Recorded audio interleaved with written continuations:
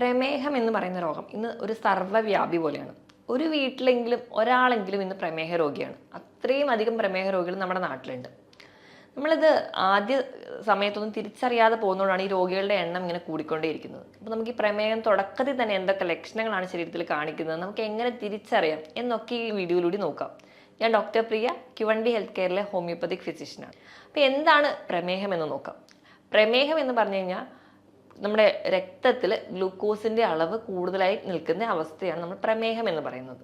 അപ്പം നമ്മൾ കഴിക്കുന്ന ഊർജ്ജം അല്ലെങ്കിൽ നമ്മൾ കഴിക്കുന്ന ഭക്ഷണത്തിൽ നിന്ന് ഊർജ്ജം അത് ഗ്ലൂക്കോസിൻ്റെ ഫോമിലാണ് നമ്മുടെ ശരീരത്തിലൂടെ സഞ്ചരിക്കുന്നത്. അപ്പോൾ ഈ ഒരു ഗ്ലൂക്കോസിൻ്റെ ലെവൽ നമ്മുടെ രക്തത്തിൽ കൂടുമ്പോൾ അത് പ്രമേഹമാവുന്നു. നമ്മൾ നോക്കുകയാണെങ്കിൽ പ്രമേഹ രോഗികളുടെ എണ്ണം ദിവസം ചെല്ലുന്തോറും കൂടിക്കൊണ്ടേയിരിക്കുക.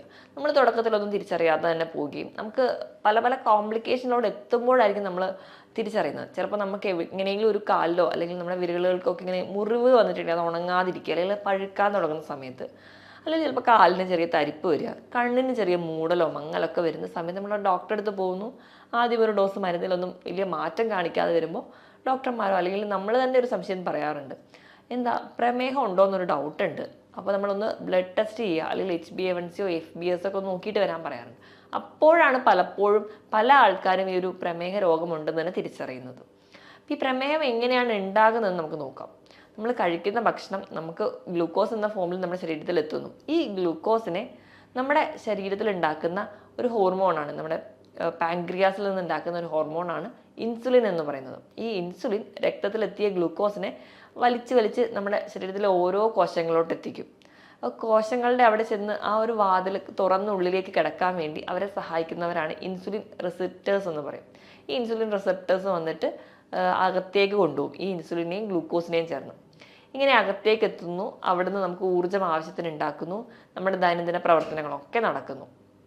ഇനി നമ്മുടെ ശരീരത്തിൽ എന്തെങ്കിലുമൊക്കെ ഒരു താളപ്പിഴവുകൾ വരിക അല്ലെങ്കിൽ ഒരു പ്രമേഹ രോഗ സാധ്യതയൊക്കെ ആകുന്ന സമയത്ത് നമുക്ക് ഉണ്ടാകുന്ന ആ ഒരു ഇൻസുലിൻ എന്ന് പറയുന്നത് അത്ര ഒരു കാര്യക്ഷമമായിട്ടുള്ള ഒന്നായിരിക്കത്തില്ല. അല്ലെങ്കിൽ ഇൻസുലിൻ ഒരു ഹൈപ്പർ സെൻസിറ്റീവായിട്ട് മാറും, ഒരു ഇൻസുലിൻ റെസിസ്റ്റൻസ് കാണിക്കാൻ തുടങ്ങും.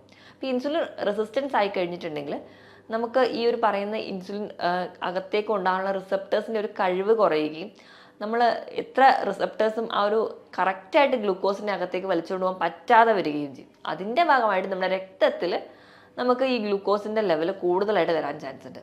അപ്പോൾ ഈ ഇൻസുലിൻ റെസിസ്റ്റൻസ് എന്ന് പറയുന്ന ഒരു കണ്ടീഷനാണ് തുടക്കത്തിൽ പ്രമേഹത്തിൻ്റെ ആ ഒരു രോഗത്തേക്ക് എത്തുന്നതിന് മുൻപ് ആ ഒരു പ്രീ ഡയബറ്റിക് ആയിട്ടുള്ള ഒരു സ്റ്റേജിൽ കാണുന്ന ഒരു കണ്ടീഷനെയാണ് നമ്മൾ ഇൻസുലിൻ റെസിസ്റ്റൻസ് എന്ന് പറയും.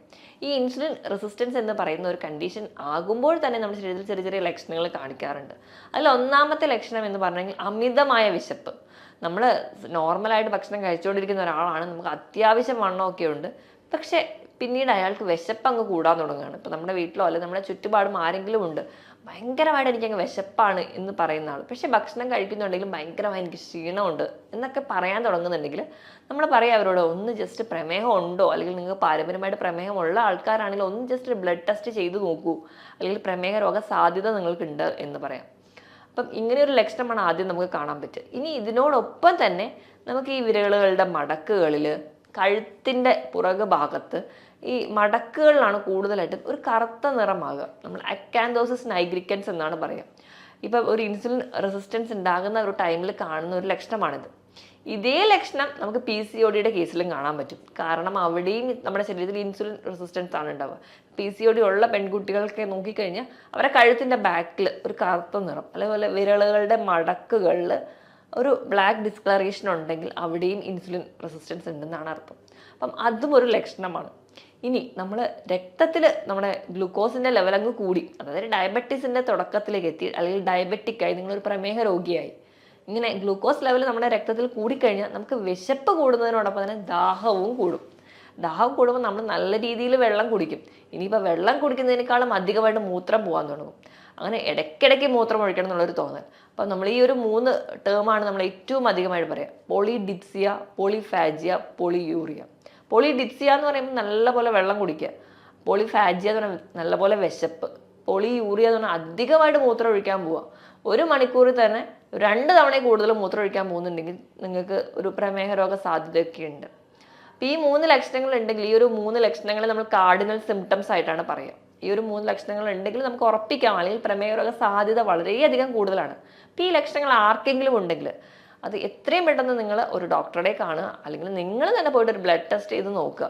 ബേസിക് ആയിട്ട് ഈ ഒരു FBS PPBS ഒക്കെ നമ്മൾ നോക്കുന്നതിനേക്കാൾ ഏറ്റവും നല്ലത് HbA1c ആണ്. HbA1c എന്ന് പറയുമ്പോൾ നമുക്ക് ഒരു 3 മാസത്തെ ആവറേജ് നമ്മുടെ ഗ്ലൂക്കോസ് ലെവൽ കണ്ടുപിടിക്കാൻ പറ്റും. അപ്പം ആ ഒരു ലെവൽ നമ്മൾ അധികമായി പോകുന്നുണ്ടെങ്കിൽ നമ്മൾ പ്രമേഹത്തിൻ്റെ ആ ഒരു പിടിയിലോട്ട് പോവുകയാണ് എന്നാണ് അർത്ഥം. അപ്പോൾ FBS എന്ന് പറയുമ്പോൾ ഫാസ്റ്റിങ്ങിൽ തന്നെ പോയി നോക്കുന്ന, അല്ലെങ്കിൽ വെള്ളം പോലും കുടിക്കാതെ രാവിലെ എണീറ്റ് പോയി ബ്ലഡ് ടെസ്റ്റ് ചെയ്യുമ്പോൾ നമുക്ക് കിട്ടുന്ന ഒന്നാണ് FBS. പിന്നെ PPBS എന്ന് പറഞ്ഞാൽ ഭക്ഷണം കഴിച്ച് കഴിഞ്ഞിട്ട് 2 മണിക്കൂറിന് ശേഷവും RBS റാൻഡമായിട്ട് നമ്മൾ ചെക്ക് ചെയ്യുന്ന ഒന്നാണ്. ഈ പറയുന്ന ബ്ലഡ് ടെസ്റ്റുകൾക്ക് നമുക്ക് കൂടെ ചെയ്യാവുന്നതാണ്. അപ്പോൾ ഈ ആർക്കൊക്കെയാണ് ഈ പ്രമേഹം വരാൻ ചാൻസ് ഉണ്ടാവുക?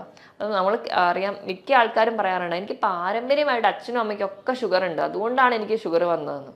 അപ്പം അതൊരു വാസ്തവമാണോ എന്ന് നമുക്ക് നോക്കാം. ഇപ്പം നമ്മൾ ഈ ഒരു അച്ഛനും അമ്മയ്ക്കും പ്രമേഹമുണ്ട്, അപ്പം നമുക്ക് കുറച്ച് കഴിഞ്ഞ് കഴിഞ്ഞാൽ മധുരമൊന്നും കഴിക്കാൻ പറ്റില്ല എന്ന് പറഞ്ഞ് ചെറുപ്പത്തിൽ നല്ല രീതിയിൽ അങ്ങ് മധുരം അടങ്ങിയ ഭക്ഷണങ്ങളും മധുര പലഹാരങ്ങളും പാനീയങ്ങളും ഒക്കെ കഴിക്കാൻ തുടങ്ങും. അപ്പം ധാരാളമായി ഇത് കഴിക്കുന്നതിൻ്റെ ഭാഗമായിട്ട് 30 അല്ലെങ്കിൽ ഒരു 35 വയസ്സിന് മുൻപ് തൊട്ടേ അവർക്ക് പ്രമേഹം വരാം. അപ്പോൾ പാരമ്പര്യത്തിനേക്കാളും ഏറ്റവും ഇമ്പോർട്ടൻ്റ് നമ്മുടെ ജീവിതശൈലിയാണ്. പാരമ്പര്യത്തോടൊപ്പം തന്നെ ഇങ്ങനെ തെറ്റായ ഒരു ജീവിതശൈലി കൂടി ഉണ്ടെങ്കിൽ വളരെ നേരത്തെ നമ്മൾ പ്രമേഹ രോഗിയാവും. പക്ഷേ പാരമ്പര്യമുണ്ട്, അതോടൊപ്പം നമ്മളെ കറക്റ്റ് കൺട്രോളിലാണ് നമ്മുടെ ഫുഡ് പോകുന്നതെങ്കിൽ നമുക്ക് പ്രമേഹ രോഗ സാധ്യത വളരെ കുറവാണ്. അപ്പോൾ പാരമ്പര്യത്തിനേക്കാളും ഏറ്റവും വലിയ വില്ലൻ എന്ന് പറയുന്നത് നമ്മുടെ ലൈഫ് സ്റ്റൈൽ തന്നെയാണ്. അപ്പോൾ നമ്മുടെ ലൈഫ് സ്റ്റൈൽ റെഗുലേറ്റ് ചെയ്യുകയാണെങ്കിൽ ഈ പറയുന്ന രീതിയിൽ നമുക്ക് പ്രമേഹം വരാനുള്ള ചാൻസ് വളരെ കുറവാണ്. അപ്പോൾ ഇതൊക്കെയാണ് നമുക്ക് ആദ്യ കാലഘട്ടങ്ങളിൽ നമ്മൾ ശ്രദ്ധിക്കേണ്ട കാര്യങ്ങൾ. ഇനി ഇപ്പോൾ ഒരു പ്രമേഹത്തിലേക്ക് വന്നു കഴിഞ്ഞ് കഴിഞ്ഞാൽ നമുക്ക് എന്തൊക്കെ ലക്ഷണങ്ങൾ കാണിക്കുമെന്ന് നോക്കാം. അപ്പോൾ ഏറ്റവും ആദ്യം ഞാൻ പറഞ്ഞതുപോലെ മുറിവ് ഉണങ്ങാനായിരിക്കും പാട്. നമ്മുടെ സ്കിന്നിലൊക്കെ ചിലപ്പോൾ വെറുതെ ഒരു ചൊറിച്ചിലോ അല്ലെങ്കിൽ ഒരു റാഷോ വന്നിട്ടുണ്ടെങ്കിൽ നല്ല രീതിയിൽ നമ്മളങ്ങ് ചൊറിഞ്ഞ് ചെറിയൊരു വൂണ്ട് ഉണ്ടായാൽ മതി, അത് ഉണങ്ങില്ല. അതിപ്പോഴും ഇങ്ങനെ പഴുത്തോണ്ടേയിരിക്കും. നമ്മൾ ഡോക്ടറെ അടുത്ത് പോയി എത്ര മെഡിസിൻ വെച്ചാലും എത്ര ഡ്രസ്സ് ചെയ്താൽ പോലും അത് ഉണങ്ങാതിരിക്കും. അപ്പോൾ അത് ഒരു പ്രമേഹത്തിന് ഏറ്റവും വലിയ പ്രശ്നമാണ്. നമ്മളിപ്പോൾ പറമ്പിലൊക്കെ ഇറങ്ങുന്ന സമയത്ത് കാലൊരു മുള്ളു കൊണ്ടാൽ മതി, ആ ഒരു പോയിന്റിൽ നിന്ന് അത് ഇൻഫെക്റ്റഡ് ആയിട്ട് അൾസറായിട്ട് മാറാനുള്ള ചാൻസ് വളരെ കൂടുതലാണ്. അപ്പം നമുക്കറിയാം ഈ ഡയബറ്റിസ് ഫുഡ് പോലെയുള്ള കണ്ടീഷൻസ്, കാരണം ഒരു പ്രമേഹ രോഗിക്ക് ഇങ്ങനെ ഒരു കണ്ടീഷൻ വന്നു കഴിഞ്ഞാൽ മുറിച്ച് കളയാൻ മാത്രമേ വഴിയുള്ളൂ. അപ്പോൾ അങ്ങനത്തെ ചില പ്രശ്നങ്ങൾ ഉണ്ട്. ഇനി അടുത്തൊരു കംപ്ലൈൻ്റ് ആയിട്ട് ആൾക്കാർ പലരും പറയുന്നതാണ് കണ്ണിന് കാഴ്ച കുറയുക, ഒരു മൂടലുണ്ട് അല്ലെങ്കിൽ ഒരു മങ്ങലുണ്ട്, ദൂരക്കാഴ്ച കുറയുന്നു എന്നുള്ളത്. ഇത് നമുക്ക് നമ്മുടെ കണ്ണിനെ ബാധിക്കുമ്പോൾ ഉണ്ടാകുന്ന ചേഞ്ചസ് ആണ്. ഡയബറ്റിക് റെറ്റിനോപ്പതി ആയിട്ട് വരാം. അപ്പോൾ നമുക്ക് ഇത് പോലെയുള്ള ബുദ്ധിമുട്ടുകൾ, വണ്ടി ഓടിക്കാൻ അല്ലെങ്കിൽ കുറച്ച് സന്ധ്യ കഴിഞ്ഞാൽ വണ്ടി ഓടിക്കാനുള്ളൊരു ബുദ്ധിമുട്ട് തുടങ്ങിയ പ്രശ്നങ്ങളായിട്ട് പറയാറുണ്ട്. ഇനി ഇത് കഴിഞ്ഞ് കഴിഞ്ഞാൽ അടുത്തൊരു ലക്ഷണം എന്ന് പറഞ്ഞിട്ടുണ്ടെങ്കിൽ ഭയങ്കരമായിട്ടുള്ളൊരു ക്ഷീണമാണ്. ഭക്ഷണം നല്ലപോലെ കഴിക്കുന്നുണ്ടാവും, പക്ഷെ ബോഡി വെയിറ്റ് അങ്ങ് കൂടുന്നുണ്ടാവില്ല, ആള് മെലിഞ്ഞിരിക്കുന്നതാണ്. അതോടൊപ്പം തന്നെ ഭയങ്കരമായിട്ടുള്ളൊരു ക്ഷീണം, നല്ലപോലെ ദാഹം, ഇടയ്ക്കിടയ്ക്ക് മൂത്രം ഒഴിക്കാനുള്ള തോന്നൽ. പിന്നെ പറയുന്ന ഒന്നാണ് കാലിന് പെരുപ്പ് പോലെയുള്ള പ്രശ്നം. ഡയബറ്റിക് ന്യൂറോപ്പതിയാണത്. നമ്മുടെ നാഡികളെ ബാധിക്കും. നമ്മുടെ പ്രമേഹം നമ്മുടെ നാഡികളെ ബാധിക്കുന്ന സമയത്താണ് കൂടുതൽ ആൾക്കാരും പറയാറുണ്ട് കാലിൻ്റെ എല്ലാ വിരലുകളും ഭയങ്കരമായിട്ട് തരിപ്പാണ്. ചില ആൾക്കാർ പറയുമ്പോൾ ഞാൻ വെറുതെ ജോലി ചെയ്യുമ്പോൾ ഒന്നും എനിക്ക് കുഴപ്പമുണ്ടാവില്ല, ഞാൻ വെറുതെ ഇരിക്കുമ്പോൾ ഭയങ്കരമായിട്ട് തരിപ്പാണ്, കാല് നിലത്ത് വെക്കാൻ പറ്റുന്നില്ല, കാലിൽ ഭയങ്കര പുകച്ചിലാണ്, കൈവെള്ളയിൽ പുകച്ചിലാണ്, ഇങ്ങനത്തെ പ്രശ്നങ്ങളൊക്കെ പറയാറുണ്ട്. നമ്മുടെ നാഡികളെ ബാധിക്കുന്ന ഏതൊരു കണ്ടീഷനുമാണ് നമുക്ക് തരിപ്പും പുകച്ചിലും ഒക്കെ ആയിട്ട് തോന്നുക. അപ്പോൾ അങ്ങനെ ഡയബറ്റിക് നമ്മുടെ ന്യൂറോപ്പതിയായിട്ട് നിൽക്കും. ഇനി ഇപ്പം കിഡ്നീനെ ബാധിക്കാം, അത് നെഫ്രോപ്പതിയാവും. അപ്പം നമ്മുടെ കിഡ്നിയിലൂടെ പല ബ്ലഡ് വെസൽസിലൂടെ ചെല്ലുന്ന രക്തത്തിനെ അരിച്ച് പുറത്തേക്ക് കളയുന്നത്, മൂത്രമായി പുറത്തേക്ക് കളയുന്നത് നമ്മുടെ കിഡ്നിയാണ്. അപ്പോൾ ആ ഒരു അരിപ്പയിലെല്ലാം വിള്ളൽ വരികയും അവിടെ പ്രശ്നങ്ങൾ വരികയും നമുക്ക് വേണ്ട പല മിനറൽസും പ്രോട്ടീൻസും ന്യൂട്രിയൻസും ഒക്കെ പുറത്തേക്ക് പോവുകയും നമുക്ക് വേണ്ടാത്ത പലതും നമ്മുടെ ശരീരത്തിൽ കെട്ടി നിൽക്കുകയും ഒക്കെ ആയി നമുക്ക് കാലിന് നീരായിട്ടോ അല്ലെങ്കിൽ നമ്മുടെ കിഡ്നീനെ ബാധിക്കുന്നതിന് ഭാഗം അങ്ങനെയും പോവാം. ഇനി സ്കിന്നിൽ ഇങ്ങനെ അൾസർ ഉണ്ടാകുന്നതിനോടൊപ്പം തന്നെ നമ്മുടെ സ്കിന്നിൽ തൊലി ഭയങ്കരമായിട്ട് കട്ടി വെക്കുക. ഇപ്പോൾ കാലിൻ്റെ അടിയിലൊക്കെ ആണെങ്കിൽ തൊലി ഭയങ്കരമായിട്ട് കട്ടി വെക്കുക, വിണ്ട് കീറൽ ഉണ്ടാവുക, നല്ല പോലെയുള്ള ആ ഒരു കട്ടിപ്പാളിയായിട്ട് പോവുക, ഇങ്ങനത്തെ പ്രശ്നങ്ങളും കാണിക്കാറുണ്ട്. ഇതിന് പുറമെ പ്രമേഹ രോഗികളിൽ നമുക്ക് മൂത്രത്തിൽ പഴുപ്പ് ഇടയ്ക്കിടയ്ക്ക് വരുന്ന കാണാം, യൂറിനറി ട്രാക്ട് ഇൻഫെക്ഷൻ. പൊതുവെ ഈ UTI പുരുഷന്മാർക്ക് കുറവാണ്, സ്ത്രീകൾക്കാണ് കൂടുതലായിട്ടും വരാറ്. പക്ഷേ ഈ പ്രമേഹ രോഗി ആണെങ്കിൽ അത് ഇടയ്ക്കിടയ്ക്ക് വരാനുള്ള ചാൻസ് വളരെ കൂടുതലാണ്. അതുപോലെ തന്നെയാണ് നമുക്ക് ഓറൽ ത്രഷ് എന്ന് പറയാം, നമ്മുടെ വായിൽ ഇടയ്ക്കിടയ്ക്ക് പൂപ്പൽ ബാധ വരിക, ഒരു വെളുത്ത പാട പോലെ വരിക, നല്ല ചുമന്നിരിക്കുക വായ, ഭക്ഷണം ഒന്നും കഴിക്കാൻ പറ്റില്ല, തീരെ എരിവ് പോലും കഴിക്കാൻ പറ്റാത്ത രീതിയിൽ ഭയങ്കരമായിട്ട് ഭക്ഷണം കഴിക്കുന്നതിലൊക്കെ ബുദ്ധിമുട്ടായി പ്രസന്റ് ചെയ്യുന്ന ഒന്നാണ് ഓറൽ ത്രഷ്. ഇങ്ങനെ ഒരു ബുദ്ധിമുട്ട് കാണാറുണ്ട്. ഇനി സ്ത്രീകളുടെ കേസ് എടുക്കുകയാണെങ്കിൽ വജൈന അല്ലെങ്കിൽ യോനി ഭാഗത്ത് ഭയങ്കര ചൊറിച്ചിൽ വരിക, അവിടെ ഇൻഫെക്ഷൻസ് റിക്കറന്റ് ചെയ്ത് വരിക, പിന്നെ അതുപോലെ തന്നെ ലുക്കോറിയ പോലെയുള്ള ഡിസ്ചാർജുകളായിട്ട് പ്രസന്റ് ചെയ്യുക, ഇങ്ങനെയുള്ള പ്രശ്നങ്ങളും ആ ഒരു ഏരിയ ഭയങ്കര ഡ്രൈ ആയി പോവുക, ഈ പറയുന്ന ബുദ്ധിമുട്ടുകൾ സ്ത്രീകളിലും കാണിക്കാറുണ്ട്. ഇനി ഇപ്പോൾ സ്കിന്നിൽ ഇതിന് പുറമേ ആയിട്ട് ബ്ലിസ്റ്റേഴ്സ് ആയിട്ട് പ്രസൻറ്റ് ചെയ്യാറുണ്ട്. ചെറിയ ചെറിയ കുമിളകളായിട്ട് നമ്മുടെ കാലിൻ്റെ എല്ലിൻ്റെ മുകളിലും ഒക്കെ പ്രസൻറ്റ് ചെയ്യാറുണ്ട്. ആ ഒരു ഏരിയയിലുള്ള സ്കിന്ന് ഭയങ്കരമായിട്ട് കറുത്ത് പോവുക, ഈ കൈകളിലെ മടക്കിലെ പോലെ തന്നെ കാൽ ഭാഗത്തൊക്കെ സ്കിന്ന് ഭയങ്കരമായിട്ട് കറുത്ത നിറത്തിലേക്ക് മാറുക, നല്ല ഫെയർ ആയിട്ടിരുന്ന ഒരാളായിരിക്കും, പെട്ടെന്ന് തന്നെ നമ്മുടെ സ്കിന്നിലെ പിഗ്മെൻറ്റഡ് ആവുക, ഇങ്ങനത്തെയുള്ള ചേഞ്ചസും സ്കിന്നിൽ കാണിക്കാറുണ്ട്. ഇതോടൊപ്പം തന്നെ സ്കിന്നിൽ ചെറിയ ചെറിയ ടാഗായിട്ട് പ്രസൻറ്റ് ചെയ്യാം. കഴുത്തിലും അതുപോലെ തന്നെ കാലിലും കയ്യിലും ഒക്കെ ഭാഗങ്ങളിൽ ചെറിയ ചെറിയ ടാഗായിട്ട് പ്രസൻറ്റ് ചെയ്യുക. കാരണം ഒന്നും കൂടാതെ ചെറിയ റെഡ് റാഷസ് ആയിട്ട് പ്രസൻറ്റ് ചെയ്യുക. ഇങ്ങനത്തെ കുറേ ചേഞ്ചസും ഈ പ്രമേഹ രോഗികളിൽ കാണിക്കുന്ന ലക്ഷണങ്ങളാണ്. അപ്പോൾ ഈ പറഞ്ഞ ലക്ഷണങ്ങളൊക്കെയാണ് കൂടുതലും പ്രമേഹ രോഗികളിൽ കാണാറുള്ളത്. അപ്പോൾ നമ്മൾ ഈ പറഞ്ഞ രീതിയിൽ അല്ലെങ്കിൽ പ്രമേഹം വേണ്ട രീതിയിലൊന്നും നമ്മൾ ശ്രദ്ധിക്കാതെ പോകുമ്പോൾ അത് കോംപ്ലിക്കേഷൻ ഉണ്ടാവുകയും അത് മറ്റ് പല ലക്ഷണങ്ങളോടും കൊണ്ടുപോകാറുണ്ട്. എന്തെങ്കിലും ഈ പറയുന്ന ലക്ഷണങ്ങൾ നമുക്ക് ആർക്കെങ്കിലും ഒക്കെ ഉണ്ടെങ്കിൽ നിങ്ങൾ എത്രയും പെട്ടെന്ന് ഡോക്ടറെ കൺസൾട്ട് ചെയ്ത് കൃത്യമായ ബ്ലഡ് ടെസ്റ്റും നല്ല രീതിയിൽ നമ്മുടെ ഫുഡ് കൺട്രോളും ഉണ്ടെങ്കിൽ നമുക്ക് ആദ്യത്തെ ഒരു സ്റ്റേജിലൊക്കെയാണ് നമുക്കത് ഭക്ഷണ നിയന്ത്രണത്തിലൂടെ തന്നെ നമുക്ക് കൊണ്ടുപോകാൻ പറ്റും. ഇനിയിപ്പോൾ ഭക്ഷണം നിയന്ത്രിക്കുന്ന സമയത്ത് നമ്മൾ അന്നജത്തിൻ്റെ അളവ് നല്ലപോലെ കുറയ്ക്കുക, നമ്മൾ കുറച്ചുകൂടെ പ്രോട്ടീൻ്റെ അളവ് കൂടുക, ധാരാളമായിട്ട് പഴവർഗ്ഗങ്ങളും പച്ചക്കറികളും കഴിക്കുക. ഇനി ഇതോടൊപ്പം തന്നെ ഒരു ഇൻ്റർമീഡിയറ്റ് ഫാസ്റ്റിംഗ് കൂടി ഉണ്ടെങ്കിൽ നമുക്ക് പ്രമേയം ഈസി ആയിട്ട് കൺട്രോൾ ചെയ്യാൻ പറ്റും. വൈകുന്നേരത്തെ ഡിന്നർ നേരത്തെ കഴിക്കുക, പിറ്റേ ദിവസം ബ്രേക്ക്ഫാസ്റ്റ് കുറച്ച് ലേറ്റ് ആയാലും കുഴപ്പമില്ല, ഒരു 14 മണിക്കൂറെങ്കിലും ഇതിനിടയിൽ ഒരു ഗ്യാപ്പ് ഉണ്ടെങ്കിൽ ഒരു ഇൻ്റർമീഡിയറ്റ് ഫാസ്റ്റിംഗ് ആവും. അതുവഴി നമുക്ക് കുറച്ചും കൂടി ആ ഒരു ഡയറ്റ് കൂടി എടുക്കുകയാണെങ്കിൽ നമുക്ക് ഈസി ആയിട്ട് നമ്മുടെ ഡയബറ്റീസ് കൺട്രോൾ ചെയ്യാൻ പറ്റുന്ന ഒരു കണ്ടീഷനാണ്. നമ്മൾ കഴിക്കേണ്ട ഭക്ഷണം എന്ന് പറഞ്ഞിട്ടുണ്ടെങ്കിൽ മാക്സിമം നമ്മൾ ഇലക്കറികൾ, പഴവർഗ്ഗങ്ങൾ, പച്ചക്കറികളൊക്കെ കഴിക്കും. ഇപ്പോൾ പഴവർഗ്ഗങ്ങൾ എടുക്കുമ്പോൾ അധികം മധുരമില്ലാത്ത പഴവർഗ്ഗങ്ങൾ കഴിക്കാൻ വേണ്ടി ശ്രദ്ധിക്കുക. അതായത് ഗ്ലൈസീമിക് ഇൻഡെക്സ് കുറഞ്ഞ പഴവർഗ്ഗങ്ങൾ, നിങ്ങൾക്ക് അതിനായിട്ട് ആപ്പിളോ അല്ലെങ്കിൽ അധികം പഴുക്കാത്ത ഏത്തപ്പഴം കഴിക്കാം, അല്ലെങ്കിൽ റോബസ്റ്റ പോലെയുള്ള പഴങ്ങൾ കഴിക്കാം. അപ്പോൾ മുന്തിരിക്കയാണെങ്കിൽ 8 or 10 എണ്ണം നിങ്ങൾ കഴിക്കാം. പക്ഷേ ദിവസവും ഒരു ഫ്രൂട്ട് മാത്രമേ കഴിക്കാവുള്ളൂ. ഇപ്പോൾ പേരയ്ക്കൊക്കെ ആണെങ്കിൽ വളരെ നല്ലതാണ് ഇപ്പോൾ പ്രമേഹ രോഗികൾക്ക് കഴിക്കാനാണെങ്കിൽ. അപ്പം ഏതെങ്കിലും ഒരു ഫ്രൂട്ട് നമ്മൾ ഒരു ദിവസം കഴിക്കുകയാണെങ്കിൽ നമുക്ക് ഹെൽത്തി ആയിട്ട് നമ്മുടെ പ്രമേഹത്തിനെ കൺട്രോൾ ചെയ്യാൻ പറ്റും. മാക്സിമം നിങ്ങൾ വെള്ള അരി ഉപയോഗിക്കുന്നവരാണെങ്കിൽ അത്, അല്ലെങ്കിൽ പോളിഷ്ഡ് ആയിട്ടുള്ള മൈദയോ അല്ലെങ്കിൽ എന്ത് ആയിക്കോട്ടെ അത് ഉപയോഗിക്കുന്നവരാണെങ്കിൽ അത് കഴിവതും കുറയ്ക്കും. അപ്പോൾ ഇനി പ്രമേഹത്തിനെ നിയന്ത്രിക്കാൻ വേണ്ടി മിക്ക ആൾക്കാരും ഡിപ്പെൻഡ് ചെയ്യുന്ന ഒന്നാണ് ഓട്സ് എന്ന് പറയുന്നത്. നമ്മൾ ഓട്സ് എടുക്കുമ്പോൾ നമ്മൾ ശ്രദ്ധിക്കേണ്ടത് പോളിഷ്ഡ് ഓട്സ് ഒഴിവാക്കുക, പകരം ഹോൾ ഗ്രെയിൻ ആയിട്ടുള്ള കുറച്ച് കട്ടിയോട് കൂടിയായിട്ടുള്ള ഒരു ഓട്സ് ഉണ്ടാവും.